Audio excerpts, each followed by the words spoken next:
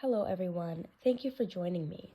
In today's podcast, I am joined by an extremophile, a thermophile in specific, an organism that has developed to survive under harsh and mainly extremely hot conditions in which any other life cannot. Thanks for being here. The first question I have for the thermophile is, in what ways is your life form extreme? Thank you for having me.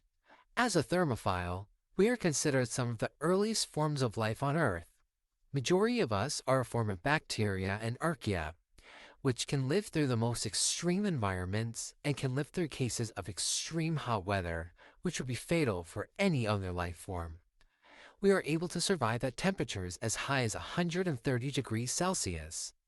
Our life form is considered extreme because we live through conditions that are considered inhabitable for any other living organism on this planet. Wow, that's interesting.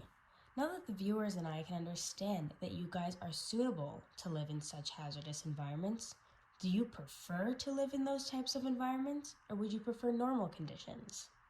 Not only am I suitable for extreme environments, but I also thrive in them. I would usually prefer temperatures at least 100 degrees Celsius or above.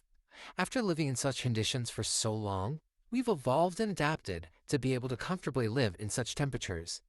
In order for us to grow properly, we actually require such high temperatures, making these environments better for us to survive. In normal temperatures and environments, we will not be able to develop and bloom properly, as our enzymes, proteins, and cell membranes have evolved and developed best in high temperatures. That is understandable. You are able to adapt much easier due to the development. It is interesting how thermophiles actually thrive better in hot temperatures as opposed to normal weather conditions. Now that we understand that you prefer to live in such conditions, that us humans obviously cannot survive in due to our biology, what biological adaptations allow you to survive in such conditions? Great question. A major factor that plays into the role of us being able to adapt and survive in these conditions is our proteins. In your case, when exposed to heat, the protein molecules in the human body would unfold and break down. In my and all other thermophiles, our proteins have evolved to form stronger connections when exposed to high temperatures, allowing us to easily adapt to such extreme temperatures. Temperature variations and other environmental changes lead to genetic development, which gives bacteria, or more accurately thermophiles, the ability to withstand high temperatures. The chemical stability of the lipids in our membranes allow us thermophiles to grow at high temperatures. Genetic mutation, genome reduction, improved cellular membrane, and protein stability in us thermophiles allow us to thrive in extreme hot conditions.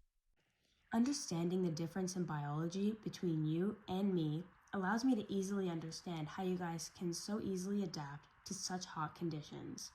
This brings me to my next question. What do you, a thermophile, and your capability to endure such environments tell us about the potential life that may exist beyond Earth? Our existence and biology provides a much greater understanding for the potential undiscovered life.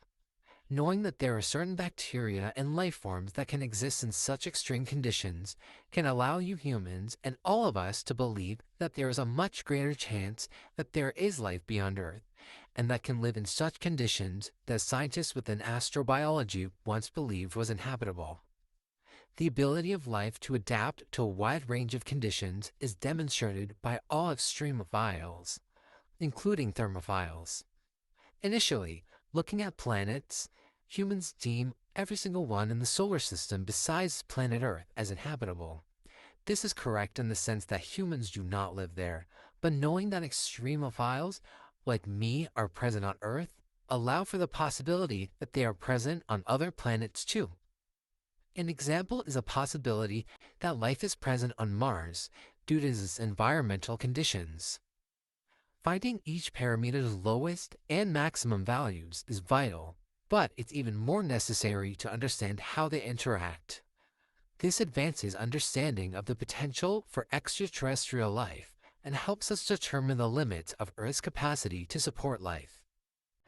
You have provided great points today, especially in your last part describing how your existence on planet Earth widely expands the possibilities for potential life that lies beyond Earth. Thank you, Extremophile, for meeting with me today and allowing me to interview you. Learning about why your life form is so extreme that you would prefer living in hot environments and the biological reasoning behind that has helped me and hopefully the viewers have a better understanding as your life form as an extremophile, more specifically a thermophile.